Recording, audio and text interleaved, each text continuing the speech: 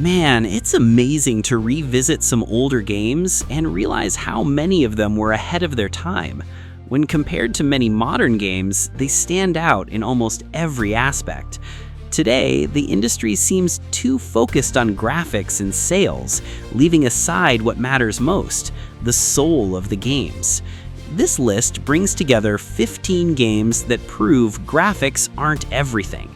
Titles full of essence and personality that manage to be better than most games released recently. Let's get into the list.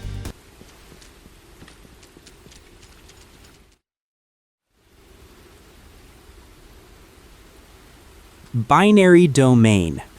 Let's kick things off with a game that most people completely slept on, but in terms of technical ambition, it still schools modern shooters. Binary Domain. This is a 10 out of 10 masterclass in procedural destruction logic. While modern games give you damage numbers over an enemy's head, Binary Domain gives you the consequence system.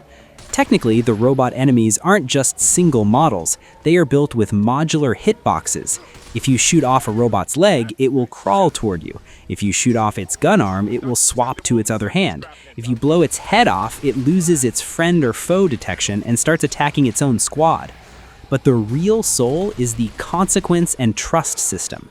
In 2026, we see AI companions that feel like static ghosts. But in this game, the squad's AI reacts to your performance and even your voice commands.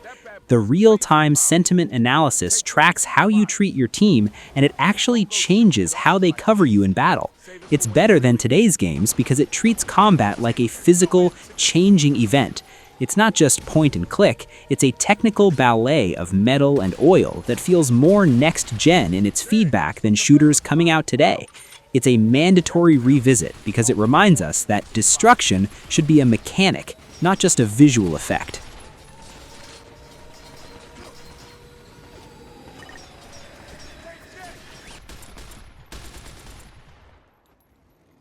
Fallout New Vegas. If you want to talk about a game that puts modern choice to absolute shame, you have to talk about Fallout New Vegas. This is a 10 out of 10 because of its branching logic and quest flagging. Technically, Obsidian Entertainment built a global reputation database that is incredibly complex. Unlike modern RPGs where a choice might change one line of dialogue, in New Vegas, the engine is constantly tracking your status with dozens of factions. One small decision in the first 5 hours can physically lock out entire map areas or change the end state script of a town 40 hours later. The character stat integration is the other technical pillar. Most modern games use skills as just small combat buffs, but New Vegas uses attribute-based world interaction. If your intelligence is low, your actual dialogue options change to reflect that. If your science skill is high, you can bypass entire boss fights by reprogramming a terminal. It's better than today's games because it has narrative integrity. It doesn't use essential NPCs to stop you from breaking the story. It allows the world to react to your violence or your diplomacy with logic pathing that feels truly infinite.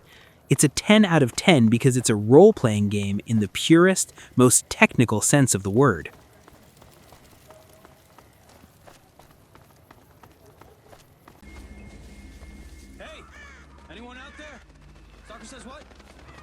Spec Ops: The Line.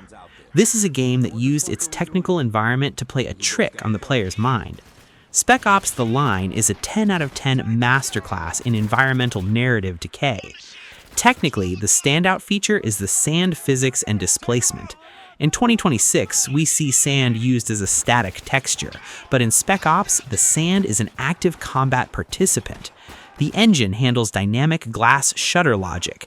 If you shoot a window holding back a mountain of sand, the resulting physics avalanche will bury enemies in real time. But the real reason it's better than today's games is the character model evolution. As the story descends into madness, the engine doesn't just change a skin, it uses incremental texture layering to show Walker's physical and mental collapse. His face gets scarred, his voice actor's delivery becomes more raspy and violent, and even the execution animations change from professional to brutal. It's a technical flex on psychological immersion. It's better than today's games because it isn't a power fantasy. It's a technical study in consequences. It uses its engine to make you feel uncomfortable, and that level of artistic bravery is something the safe games of today are terrified to try.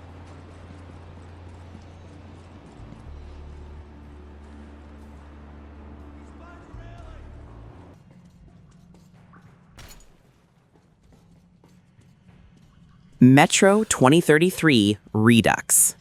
To finish this first block, we have the gold standard for sensory engineering. Metro 2033 Redux, the definitive way to play, is a 10 out of 10 because of its atmospheric density. While modern games focus on resolution, 4A games focused on volumetric lighting and particle shaders. Technically, the way the fog and smoke interacts with your flashlight isn't just a visual trick, it's a physics-based light scattering system that makes the tunnels of the metro feel physically heavy and suffocating. The tactile HUD design is the real soul here. In 2026, we are plagued by cluttered menus, but Metro puts everything into the physical in-game rig. You have to look at your actual watch to see your filter time. You have to manually pump your pneumatic gun to maintain pressure. You have to physically wipe the blood off your gas mask. This requires a level of first-person perspective clipping and animation that is incredibly difficult to get right. It's better than today's games because it prioritizes immersion over convenience. It makes the world feel dangerous through its technical clunkiness, forcing you to interact with the world instead of just staring at a minimap. It is a haunting, technically brilliant masterpiece that proves that essence is always more important than sales.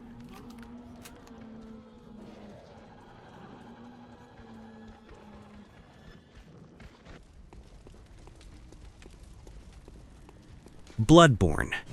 When we talk about games that are better than everything today, we have to talk about the absolute peak of atmospheric technical design.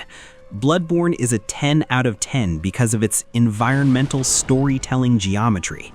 While modern games use massive, empty open worlds, From Software used their proprietary engine to create a Gothic maze where every single alleyway and rooftop is a piece of a larger interconnected skeletal mesh. Technically, the standout feature is the global illumination and blood splatter shaders. In 2026, we see clean games, but Bloodborne uses a dynamic system where blood accumulates on your hunter's clothes based on the specific angle and distance of your kills. It's not just a texture, it's a real-time material update. The rally system and combat pacing is the other technical pillar. Most modern action games have a passive AI, but Bloodborne features an aggression-based logic. The engine is programmed to reward you for being in the pocket of a boss. The trick weapon animations require a level of frame data precision that makes every transformation feel physically heavy and mechanical. It's better than today's games because it has uncompromising identity. It doesn't have a difficulty slider or a microtransaction store. It has a haunting Victorian nightmare soul that is built into every line of code. It is a technical masterpiece of dread, and it still schools the industry on how to create a world that feels truly dangerous and alien.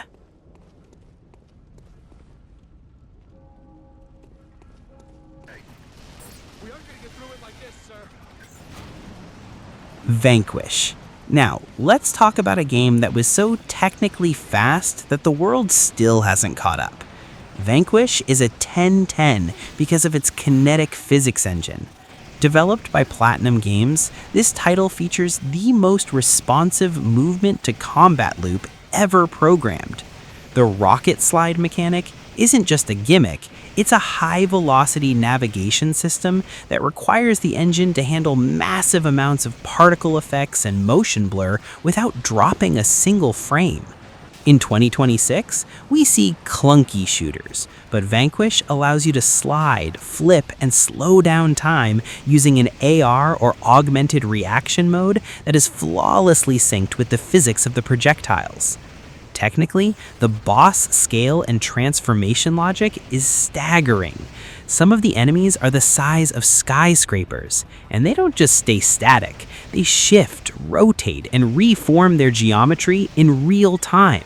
This requires an insane amount of rigging and animation blending to ensure that the hitboxes remain accurate even when a giant robot is turning into a tank.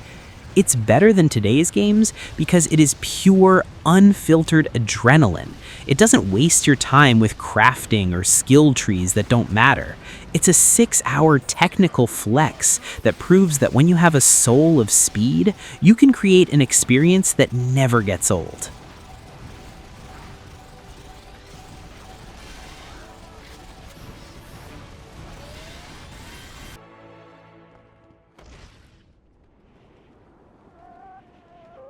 Batman Arkham Asylum. We have to revisit the game that started it all, because in 2026, it still has more atmospheric focus than almost any modern sequel. Batman Arkham Asylum is a 10 out of 10 because it is a Metroidvania architecture masterclass. Technically, the standout feature is the free-flow combat system. This wasn't just button mashing, it was a revolutionary animation transition logic. The engine calculates Batman's travel distance and impact frames based on your combo meter, creating a flow that feels like a choreographed dance. Every modern third-person game is still trying to replicate the snap and weight of this system. The environmental detail and Unreal Engine 3 customization is the other worth factor. Because the game takes place in a closed, claustrophobic facility, the developers were able to push the texture density and dynamic shadows to levels that open-world games simply can't reach. The way Batman's cape realistically ripples and tears as the night progresses, using a progressive damage shader, is a detail that many modern games ignore. It's better than today's games because it's tight. There is no filler content or empty map icons. Every hallway tells a story of the Joker's madness, and every gadget has a technical purpose in the environment. It is a 10 out of 10 soul check for the industry.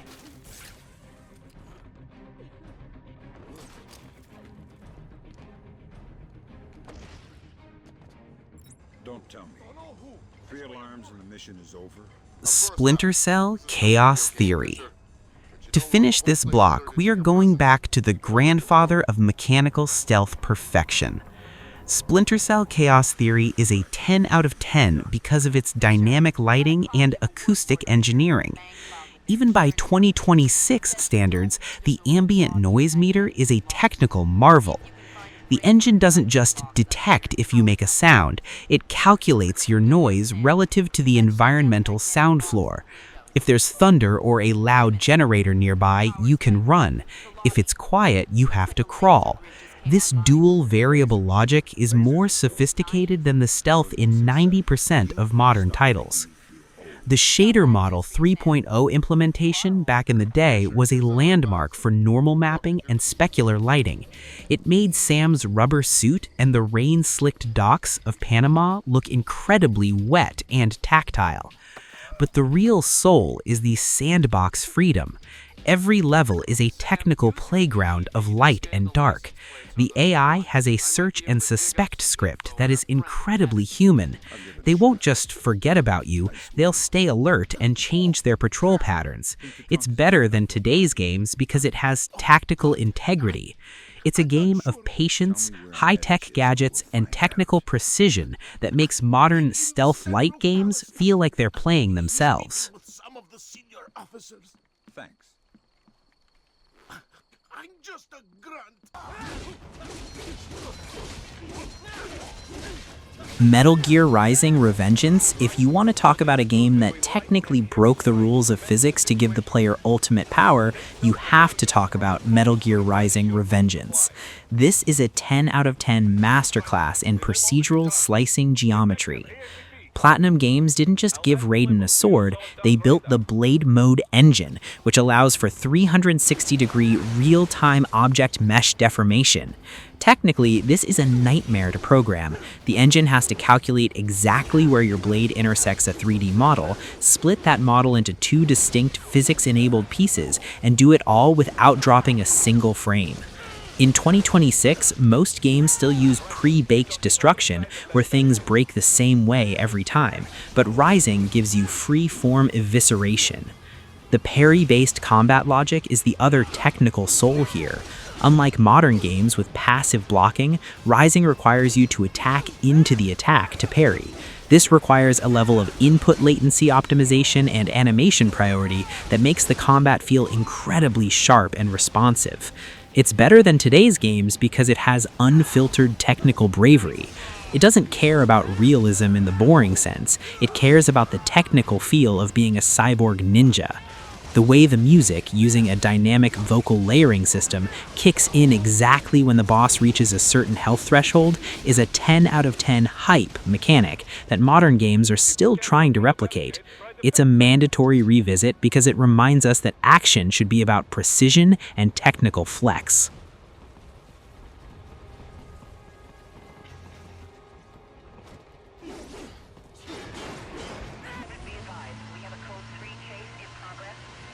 Need for Speed Most Wanted. Now, let's go back to the king of illegal street racing culture. The 2005 Most Wanted is a 10 out of 10 because it mastered the police pursuit AI in a way that modern racing games still haven't replicated. Technically, the heat system isn't just a counter, it's a complex AI escalation logic. The higher your heat, the more the police use actual tactical formations, pitting, boxins, and rhino units. The engine calculates these maneuvers based on your speed and driving path history, making the chases feel like a high-stakes chess match at 200 miles per hour. The sense of speed and post-processing in this game is legendary. It used a specific sepia and motion blur filter that made the world feel dirty and fast in a way that 2026's clean racers completely miss. But the real technical soul is the world interaction physics. The pursuit breakers, giant donuts, gas stations, and water towers that you can knock down to disable police cars, require a level of environmental scripting that makes the map feel like a weapon. It's better than today's games because it has a goal-oriented progression. It's not just about collecting cars, it's about the technical challenge of climbing the blacklist. It is pure, high-stakes adrenaline that respects your desire to be the most wanted driver in the world.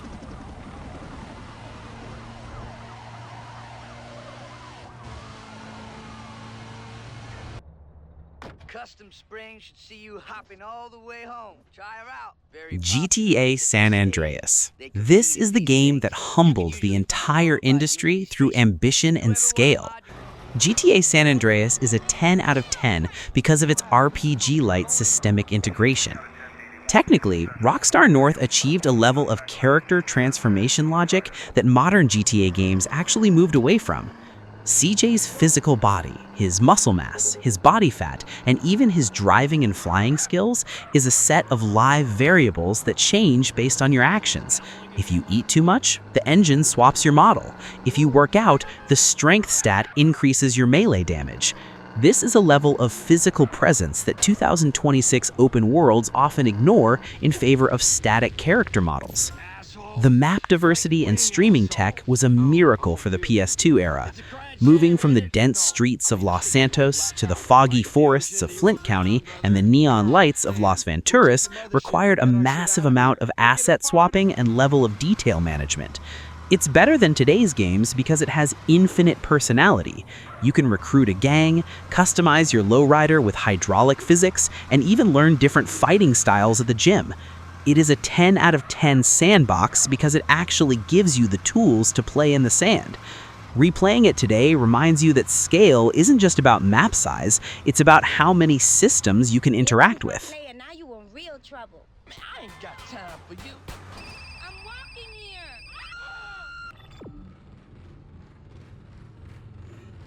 Dead Space 2008. To finish this block, we have the gold standard for diegetic UI and horror engineering.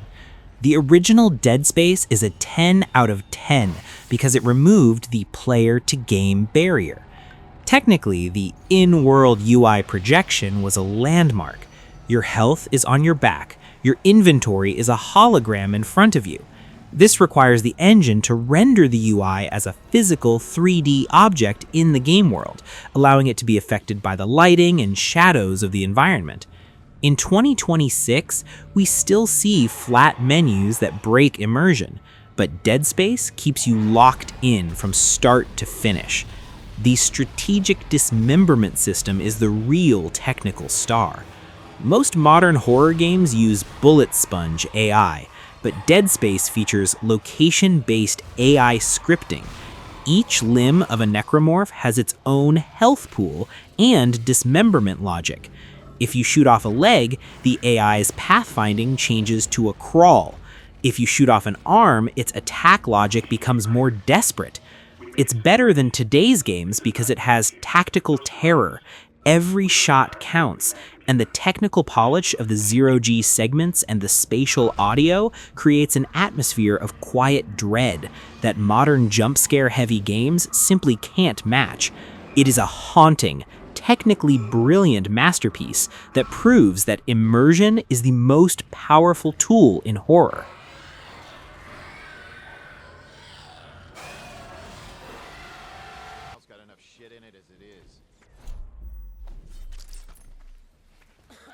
Dishonored.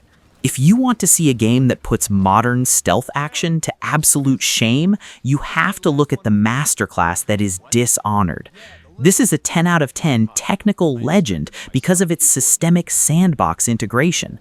While many 2026 games feel like they are on rails, Dishonored was built on the emergent logic of Arkane's design philosophy. Technically, the standout feature is the verticality and blink physics. The blink teleportation isn't just a shortcut, it's a high-speed navigational raycast. The engine is constantly calculating every possible landing node in a 3D space, allowing the player to break the level design in ways that feel intentional and rewarding. The chaos system and AI persistence is the real soul here. In modern games, consequences usually just mean a different ending cutscene, but in Dishonored, the engine tracks your violence variable in real time. If you kill more NPCs, the rat and weeper spawning logic increases, physically changing the enemy density and the world state shaders to make Dunwall look darker and more plagued. It's better than today's games because it has mechanical respect for the player. It gives you a power suite, time bend, possession, wind blast, and a set of interacting physics objects, and it says, solve this however you want. Replaying it today reminds you that a perfect 15-hour immersive sim is worth more than 100 hours of repetitive open-world filler.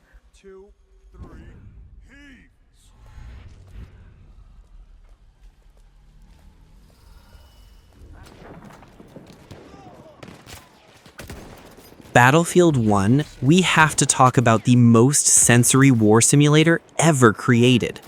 Battlefield 1 is a 10 out of 10 because of its atmospheric engineering. In 2026, many shooters feel clean or robotic, but Battlefield 1 used the Frostbite engine to create a grit and mud simulation. Technically, the photogrammetry used to build the landscapes was so advanced that it remains a benchmark for environmental realism. But the real star is the dynamic destruction and terrain deformation. When a shell hits the ground, the engine doesn't just play an animation. It creates a persistent 3D crater that changes the cover and the pathing for every player on the map. The soundscape technology is arguably the best in gaming history. Using high dynamic range audio rendering, the game calculates exactly how a gunshot should echo, based on the distance, the weather, and whether you are in a stone building, a muddy trench, or an open field. It creates an acoustical chaos that is terrifyingly immersive. It's better than today's games because it has a soul of scale. Seeing a massive behemoth Zeppelin crash and burn in real time with server-side physics synchronization that ensures all 64 players see the exact same destruction is a feat of networking and rendering that modern shooters often avoid to save on server costs. It is the ultimate war movie you can actually play. We have taken objective apples.